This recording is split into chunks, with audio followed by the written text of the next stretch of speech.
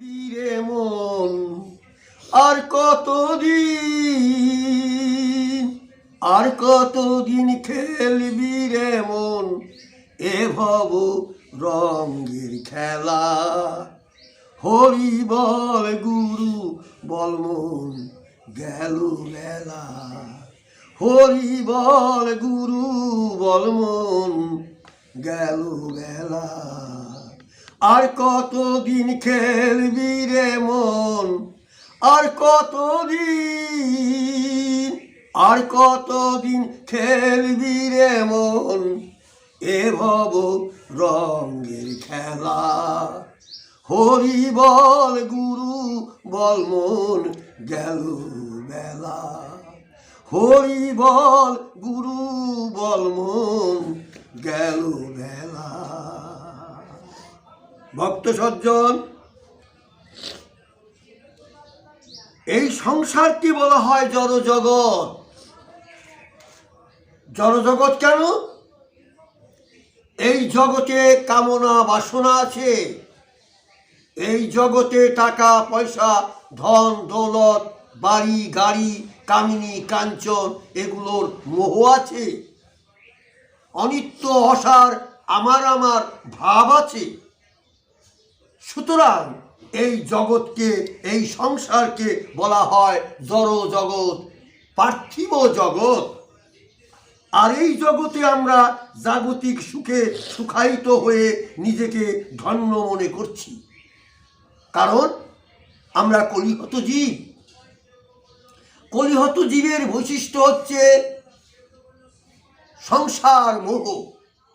জাগতিক জগতে মোহাচ্ছন্ন হয়ে সেই ভগবানকে, কৃষ্ণ বহির্মুখী হয়ে ভগবানকে ভুলে গিয়ে এই সংসারমুখী মন পতিত হয়। এই হচ্ছে কলিহত জীবের ধর্ম।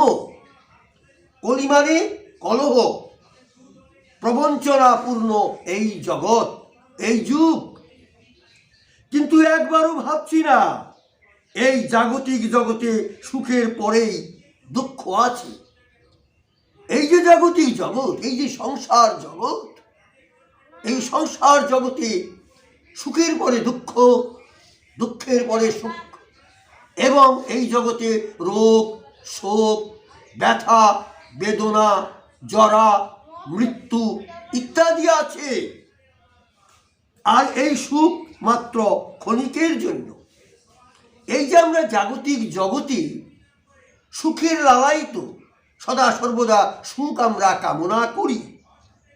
যে সুখকে আমরা কামনা করি, যে সুখ পাওয়ার জন্য আমরা ব্যাকুল, সেই সুখ তিলেক সময়ের জন্য, ক্ষণিকের জন্য। কিন্তু কেউ যদি তার সুকর্মের কারণে একবার ভগবত ধামে পৌঁছিতে পারেন, তবে সেখানে তিনি অনন্ত অনন্তকাল সুখ সাগরে ভাসতে থাকবেন। ভক্ত সজ্জন, কেউ যদি তার কর্মের গুণে, কর্মের দ্বারা সে কি করে? ভগবত ধামে, ভক্তির ধামে, পরমার্থিক জগতে যদি পৌঁছিতে পারে, তাহলে সে সেই জগতে অনন্ত অনন্তকাল সে সুখের কাল যাপন করতে পারবে। কারণ যে ধামে গেলে সদা সর্বদা সুখ, যে ধামে গেলে রোগ শোক তাপ জ্বালা ইত্যাদি তিলমাত্র নাই, যে ধামে সদা সর্বদা ভগবানের নাম গুণগান, নাম গুণগান কীর্তনে মুখরিত, সেই ধামে যদি একবার পৌঁছতে পারা যায়, তাহলে তার আর এই ভবের জনমাতা থাকবে না। সে কি করবে? ওই ধামেই অনন্ত অনন্তকাল সে সুখে থাকতে পারবে। এই জাগতিক ধরাধামে কত যুদ্ধ বিগ্রহ, কত প্রাণ নাশক অস্ত্রের ঝনঝনানি, কোথাও একটুকু শান্তির সুবাতাস প্রবাহিত নাই। এই যে জাগতিক জগৎ, জাগতিক সংসার, এই জাগতিক সংসারে কত যুদ্ধ বিগ্রহ, কত অশান্তি। দেখুন তো দেখি, সংসারে কত অশান্তি, দেহে কত অশান্তি। এই সংসারটা কুরুক্ষেত্র, এই দেহটাও কুরুক্ষেত্র। সুতরাং এখানে তিলমাত্র সুখ নাই, তিলমাত্র সেই যে ভগবত ধামের সুখ, সেই সুখ এখানে তিলমাত্র নাই। সুতরাং দুর্লভ মানব জন্ম লাভ করে হিংস্র পশুর স্বভাব নিয়ে হানাহানি দ্বন্দ্ব সংঘাতে লিপ্ত থেকে মানব জাতি দিনের পর দিন অধঃপতিত হয়ে নরকগামী হচ্ছে। তাই কি হচ্ছে, এই দুর্লভ মানব জন্ম লাভ করে যে জন্ম 84 লক্ষ জনি ভ্রমণ করবার পর যে জন্ম প্রাপ্ত হওয়া যায়, 80 লক্ষ স্থাবর অস্থাবর পশু পাখি জন্ম, 4 লক্ষ বার মানব জন্ম, কেন? সংশোধনের জন্য। তারপরেও যদি এই জন্মটা কি এবার মিথ্যে হয়ে যায়, এই সংসার, এই জীবন জন্মটা যদি ভগবত কথায়, ভক্তিময় কথায়, কৃষ্ণ কথায়, গুরু সেবায় ইত্যাদি না লাগে, তবে এবারও এই জন্মটা কি হবে? মিথ্যে হয়ে যাবে। এই জন্মের কোনো সফলতা লাভ করা যাবে না। আর এই নরক থেকে উদ্ধারের একমাত্র উপায় ঈশ্বরের প্রতি শ্রদ্ধা ভক্তি প্রেম নিয়ে তার উপাসনায় নিমগ্ন থাকা।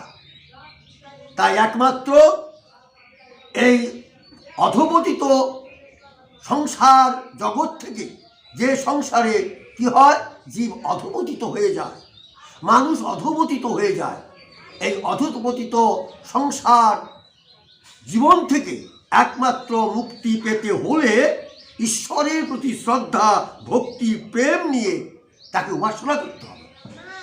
প্রেম ভক্তি ইত্যাদি শ্রদ্ধা এগুলো থাকতে হবে ঈশ্বরের উপাসনাতে। সাধু সজ্জন ভক্ত সঙ্গ লওয়া একমাত্র জীবনের উদ্দেশ্য। যখন প্রত্যেকেরই চিন্তাধারায় ঠাঁই পাবে, আর তখনই জাগ্রত হবে সুবিবেক মানবতার মহান আদর্শ। আমার ভক্ত সজ্জন ভক্ত মায়েরা, বাবারা, যখন চিত্তের ভিতরে জাগ্রত হবে সাধু সঙ্গের লালসা, ভক্ত সঙ্গের স্পৃহা, যখন চিত্তেতে জাগ্রত হবে, এবং চিত্তে জাগ্রত হওয়া মাত্র সাধু সঙ্গ ভক্ত সঙ্গ হবে, তখনই কি হবে, একটা মহান মানবতার আদর্শটা সে লাভ করতে পারবে। ভক্তগণ, যখন কোনো গভীর বনাঞ্চলে আগুন লাগে, তা নির্বাপিত হয় একমাত্র আকাশ থেকে বৃষ্টি বর্ষণ হলে। তদ্রূপ পৃথিবীর হিংসা দাবানল নির্বাপিত হয় একমাত্র ঈশ্বরের কৃপাবাড়ি বর্ষণ হলে। ঈশ্বরের কৃপাবাড়ি, ভগবানের কৃপা জল, কৃপা বিন্দু বিনিয়ে কি হয় না, মানুষের এই পৃথিবীর যে হিংসা দ্বন্দ্ব সংঘাত, এই যে দাবানলগুলো, এই দাবানল একমাত্র নির্বাপিত হয় ঈশ্বরের কৃপাবাড়ি যখন বর্ষণ হয়। ঈশ্বরের কৃপাবাড়ি বর্ষণ না হলে এই পৃথিবীর এই হিংসা দ্বন্দ্ব সংঘাত দাবানল কখনোই নির্বাপিত হবে না। তাই প্রভুর প্রতি আস্থাভাজন হয়ে সৎ চিন্তা, সৎকর্ম, সৎ পথে চলার মাধ্যমে অর্জন করা যায় সেই কৃপা সিন্ধুর কৃপাবাড়ি। তাহলে কিভাবে সেই কৃপা সিন্ধুর কৃপা জল অর্জন করা যাবে? সৎ কথা, সৎ চিন্তা, সৎ পথে চলা, সৎসঙ্গ লওয়া ইত্যাদির মাধ্যমে সেই কৃপা সিন্ধুর কৃপাবাড়ি লাভ করা একমাত্র সম্ভব হয়। আসুন আমরা সকলেই সেই চিদাকাশের চিন্ময় জগতের পরম পুরুষটিকে খুঁজতে পাওয়ার জন্য প্রেম ভক্তি ও শ্রদ্ধা নিয়ে উপাসনায় ব্রতী হই। আমার ভক্ত মায়েরা, ভক্ত বাবারা, আসুন আমরা সকলে একত্রিত হয়ে সেই চিদাকাশে, সেই চিন্ময় জগতের পরম পুরুষটিকে যে পুরুষটিকে সাধনা করে, যে পুরুষটিকে পেলে কি হবে, পৃথিবীটা চিরশান্তিময়, অনন্ত অনন্তকালে শান্তিময়, সেই শ্রীধাম বৃন্দাবন গোলকধাম ধাম সমতুল্য হয়ে যাবে। সেই চিন্ময় জগতের সেই পরম পুরুষটিকে খুঁজে পাবার জন্য আমরা প্রেম, ভক্তি, শ্রদ্ধা ইত্যাদি নিয়ে তার উপাসনায় আমরা সকলেই ব্রতী হই। আর তার শরণাপন্ন হলে সকল অমঙ্গল দূরীভূত হতে পারে। ভক্ত সজ্জন যার শরণাপন্ন হলে, যাকে স্মরণ করলে, তিলমাত্র স্মরণ করলে কি হয়, চিত্তের সকল কুভাবনা দূরীভূত হয়ে যায়। শুধু চিত্তের নয়, কি হয়, মানব জন্মটাই সফল হয়ে যায়। আসুন আমরা সকলেই সমবেত হয়ে সেই চিদাকাশের পরম পুরুষটিকে পাওয়ার জন্য আমরা শ্রদ্ধা, প্রেম এবং ভক্তি নিয়ে তার উপাসনা করি, তাকে ডাকি, তার প্রতি অবনত হয়ে তার কৃষ্ণ নামের প্রতি শ্রদ্ধা ভক্তি নিয়ে তাকে আমরা পাওয়ার জন্য ব্যাকুল হই। তাই তো কি হয়েছে, মানব জন্মটা কখনোই আর দুর্লভ জন্ম নয়, এটা দুর্লভ জন্ম। মানব জন্মটা হচ্ছে দুর্লভ জন্ম। এই দুর্লভ জন্মকে যাতে মিথ্যে না হয় সেজন্য কি করতে হবে, এই জন্মটাকে সদা সর্বদা গোবিন্দের চরণে নিবেদনগ্রস্ত হয়ে রাখতে হবে। হরি বল গুরু বল মন সারা বেলা, হরি বল মন গুরু বল মন সারা বেলা। আর কতদিন থাকবি রে মন, আর কতদিন থাকবি রে মন, বিষয় ভব নিয়ে খেলা। হরি বল গুরু বল মন গেল বেলা, হরি বল গুরু বল মন গেল বেলা। আর কতদিন থাকবি রে মন, আর কতদিন থাকবি রে মন, বিষয় সুখে নিয়ে খেলা। হরি বল গুরু বল মন গেল বেলা, হরি বল মন গুরু বল মন গেল বেলা। ভক্তচর্য হরি বলো গুরু বলো মন, ভবের বেলা কখন যেন ডুবে যায়। আর কতদিন থাকবি রে মন নিয়ে ভবের মিথ্যে খেলা। হরি বল মন গুরু বল মন গেল বেলা। ভক্ত সজ্জন সুখে থাকুন, শান্তিতে থাকুন, গোবিন্দের চরণে আত্মনিবেদন করুন। যাকে স্মরণ করলে, যারে ভাবিলে হয় ভাবনা সিদ্ধি, আনন্দে নাচে রে মন। না জানি রে প্রাণ সজনী, সে জানি কেমন। ওম শান্তি, ওম।